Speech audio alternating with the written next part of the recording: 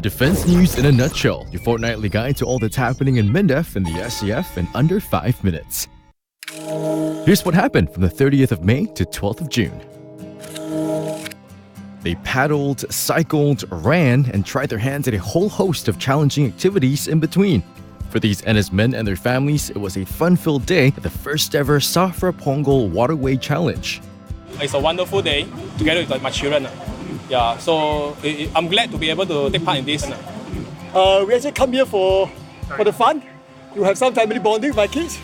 Senior Minister of State for Defense and President of SAFRA, Mr. Ong Yi Kung, was also in the thick of the action as he paddled off with participants. Organized by SAFRA Pongal, the event was aimed at promoting fitness and bonding among NS men and their families. US-China relations and the threat of terrorism. These two security challenges will continue to take center stage in the world. That was Minister for Defense Dr. Ng Eng Hen's message during his plenary speech at the 15th Shangri-La Dialogue. The annual security summit saw some 600 delegates from more than 50 countries coming together to discuss transnational concerns such as terrorism, cybersecurity, and tensions in the South China Sea and the Korean Peninsula. A common consensus amongst those present was the need for countries to work together to achieve shared security goals.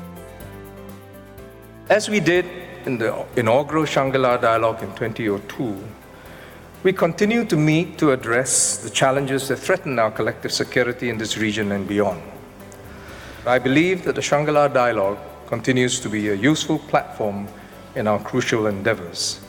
Dr. Ng hosted 24 ministers and their representatives to a ministerial luncheon where key security issues were discussed, particularly the global threat of terrorism.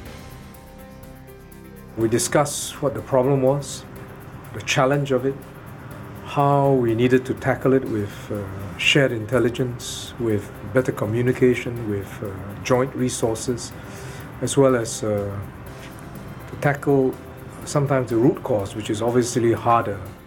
Dr. Ng, along with other representatives of the Five Power Defense Arrangements, or FPDA, also reaffirmed their commitment to the FPDA and its importance in the region's security architecture.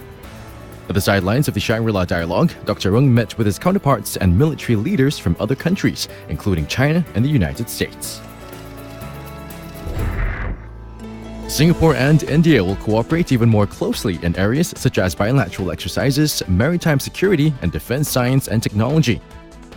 At the inaugural Singapore-India Defense Ministers Dialogue, Minister for Defense Dr. Ng Eng Hen and Indian Minister of Defense Manha Parikar pledged to enhance the bilateral defense partnership between the two countries following the revised Defense Cooperation Agreement, or DCA, signed last November. Our various services, whether it's Air Force, Navy, or Army, have interacted very frequently, so it's not a new relationship. But coming on the revised and the enhanced DCA, we want to deepen, as Minister says, the complexity, the engagement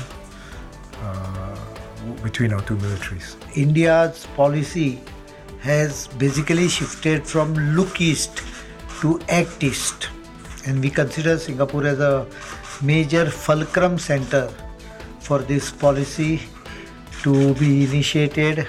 A key component and key